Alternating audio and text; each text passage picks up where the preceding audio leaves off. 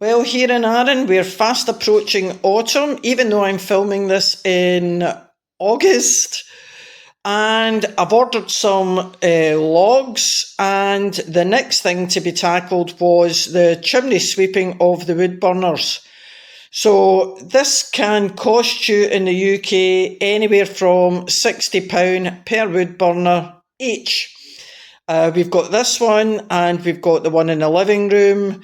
So John has decided to save us some money and chimney sweep this one himself. So he's got chimney sweeping brushes, and this video shows you how to do that. So that's a really good way to save money.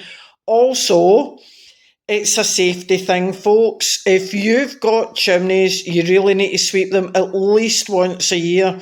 So here in Arran, we use not this wood burner, but the other one in the living room a lot. So we sweep it twice. So we've chosen this one to demonstrate how to sweep a chimney, because this one's quite straightforward. So I hope you enjoy the video. Weather's been very changeable, as you'll see at the end of the video. And we've had the visits from the deer, very close indeed. But again, you'll need to watch the whole of the video to see just how near our little furry friends have managed to get. And they're not that little either. So, we're just looking at this wood burner in the kitchen, because we're into August now, and the chimney needs swept. So it's time to do an inspection as well. And this isn't just for efficiency, folks. This is for health and safety. So John has spent the last 20 minutes taking the fire bricks out. Yeah. So the side ones are fine. The back one's not. The back one, as you can see, is not. And the gaps in the fire bricks mean that the very hot temperatures of the stove are reaching through to the back plate there, and we don't want that. So they need to be replaced. No, but we're just checking everything else now. It's fine, even the back is fine.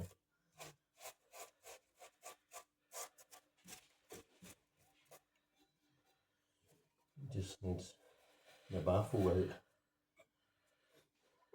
Just causing me grief at the moment. Right, so I'll need to stop filming to get out John's way. So that's the baffle plate. The baffle plate out. Take that out, and then you'll get access to the chimney. You can get it checked and swept. So this is a top chimney. So it should be just a case. Should be just a case of going straight up. Famous last words. Yeah, I don't think it's too bad. So we don't use this wood burner a huge amount, but we do use it. And we want to make sure, number one, that the chimney has no nesting material in it, and that the flue's clear. And we get a good draw. So, lovely, clean job. Not.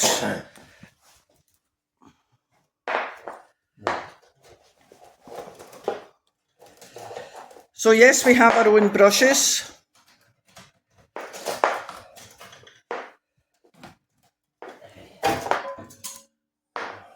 And it's just a case of finding out if you've got the right brush head on. And that scrapes any residue off the inside of the chimney.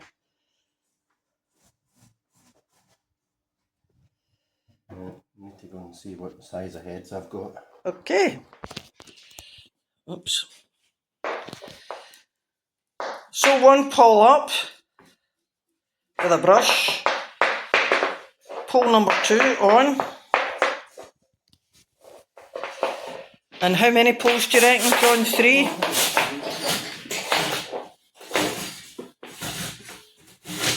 Oh, and you can see stuff coming down already.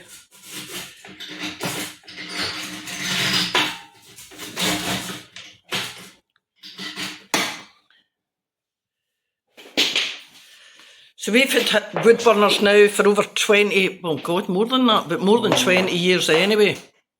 So this is a regular end of summer thing, and this wood burner, because we don't really use it a lot, we'll sweep this, and if it's clean, that's fine. The bigger wood burner we use a lot, so as well as having a home clean, depending on how dirty it is, we'll probably have a professional clean as well. Right, you going outside to check?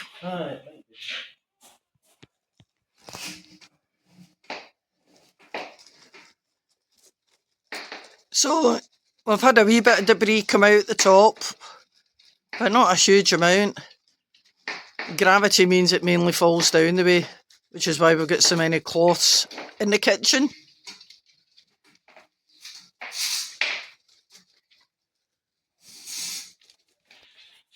So sweeping is done, not too bad. And John's just having a wee check of everything.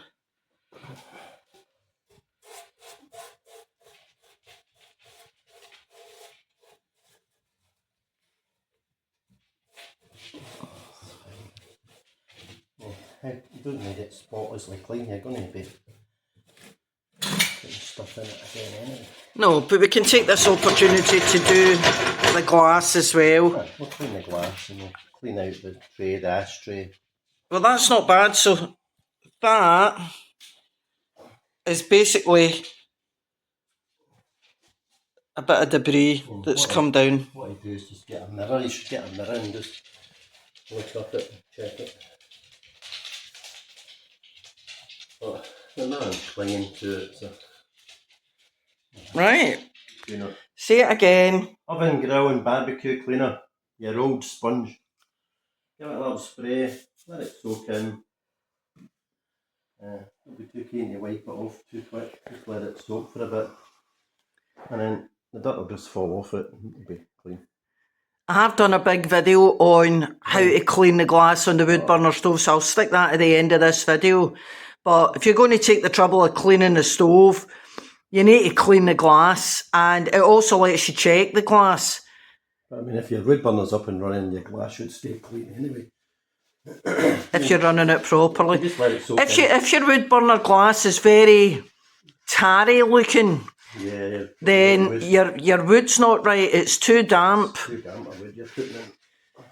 So that's all we need to do. It's another safety thing. Just check that, and then, you know, give it a clean. Check there's no cracks in the glass or whatever. Check your rope's intact. We'll get a bit of tissue now. We'll just check the fireproof rope. Everything looks good. Okay. So glass is all clean. And I've got to go up and measure. Well, I've got to take the measurement for the fire bricks. This is an Aga stove, and they very handily put a plate in the back that tells you the model and everything that you need to know. So it should be reasonably easy to get some replacement fire bricks for that. So, and then we'll be cleaning the outside of the stove. So, still great polish. Hot spot, there's various ones on the market. It is black, as you can see. We just use the old sponge again. Sponge it on, get some on there, get it loaded up. Yeah, but look at the difference already. Yeah, you can see the difference in the colour, and it does need done. I know, it's never been, well, we've never done it. So, it'll make a difference to it.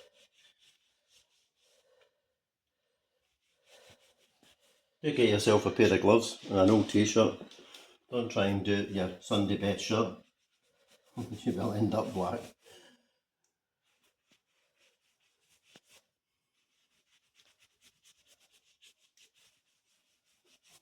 It's not to be perfect, but at least it'll look a bit as though we tried. Right. So, it's a bit of a fiddly job because you've got to get into all the wee crevices, and this is a textured surface, so we'll come back in a minute. So, just remember when you're doing this, don't just do the top, do the front and the sides as well, and it really will come up amazing, which I'll show you when it comes up amazing. So that's it done. So John's going to change his shirt, wash his hands, and go and sit on the internet and see if we can find replacement fire bricks.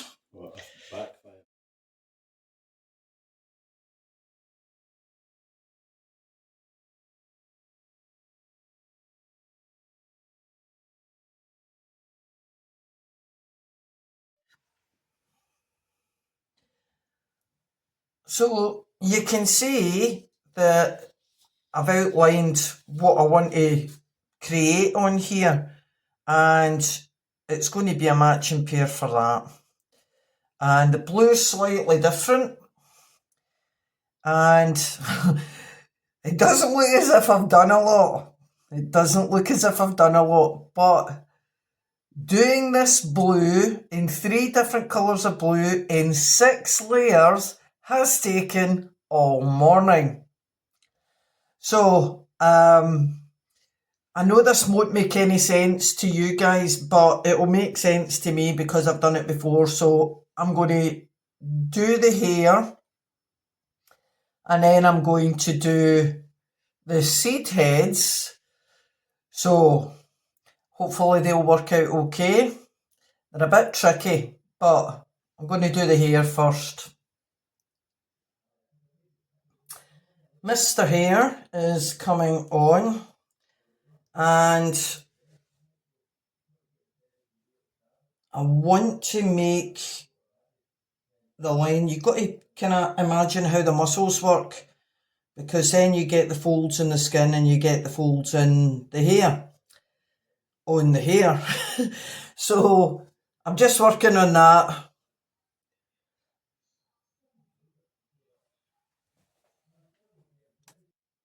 So we'll come back. You'll see that there's a few changes, and the big white umbrella shapes have disappeared, and I'm just going to show you what they're going to look like. So this is what they should look like when they're done. Oops, bit of blue. So I'm just going to show you how I do that, because people ask me all the time. So the outlines are just a guide for me. So I'm going to rub out the pencil marks. So the pencil's just been really lightly put in, and I'm using a tiny bit of rubber eraser. So I'm gently just removing my guide marks in, and because this is the basis of my colour, and this is a Caran d'Ache luminance pencil, and they're a wee bit waxy, so sometimes it smudges, so such is life. So I'm going to just take out the rest of my very faint pencil marks, which, as I said, are only a guide. And then I'm going to infill these shapes with my blue background. And some of the pencil marks I can't rub out, because if I do, I'll take away the blue. But do not fret, because I've got this magic white gel pen, which lets me just dot in white if I've got a wee bit too much pencil mark. And in the main, it does the job. And I can always go back and give it a wee touch up again. So, there's always more than one solution to a problem. Right, so I'm going to crack on with the blue.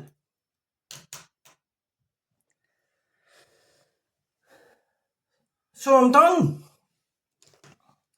And what can I tell you? Well, you learn something all the time. So thank goodness I managed to get in my whiskers. But my gel pen died. It's just, I've tried heating it in hot water, I've tried playing with it, it's just not working. So thankfully, I had some white gouache paint. So I've managed to finish it. And I'm going to have to order some white gel pen. A new light cobalt blue luminance pencil, a couple of other ones. So I hope you've enjoyed seeing how my little hair comes out. I love doing these. I find them very relaxing, and I hope other people like them as well, but I enjoy doing them. So I'm going to put that away with the owl. So just remind you the first one. So I think they make it quite a nice pair. So that's the owl. That's the hair. And I'm going to have a cup of tea and get ordering pencils.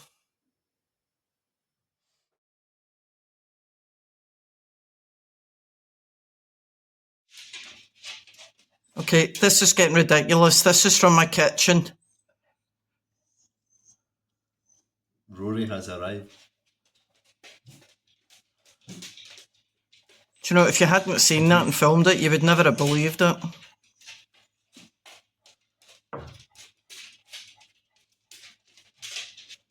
Going to be dropping into Now, the garden just to kind of give you an idea of scale for this, guys. That is about... that's about the size of a cow. And as you know, my garden is very steeply sloping.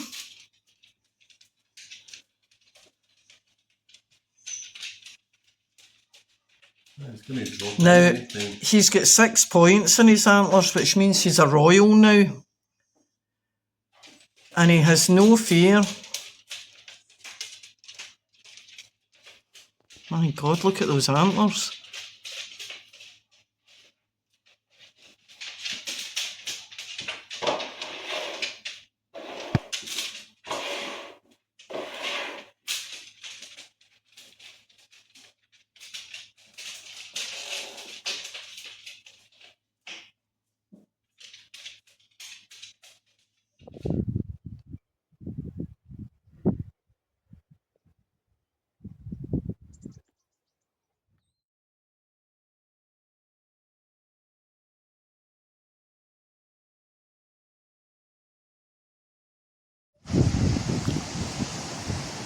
So I'm up at the ferry terminal. All ferries on the island and up the west coast are cancelled, unsurprisingly.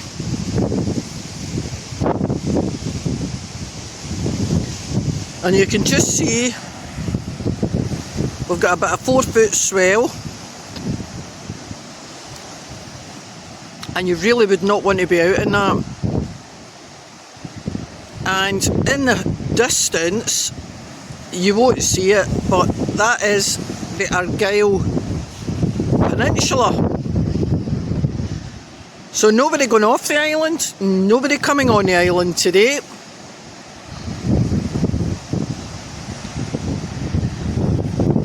But the thing is about Scotland that the weather changes so rapidly. You can get 4 seasons in a day. So this morning the wind was coming from the east and there was a lot of rain, and now the wind is coming from the west. But the rain has stopped. Island life. What can I say?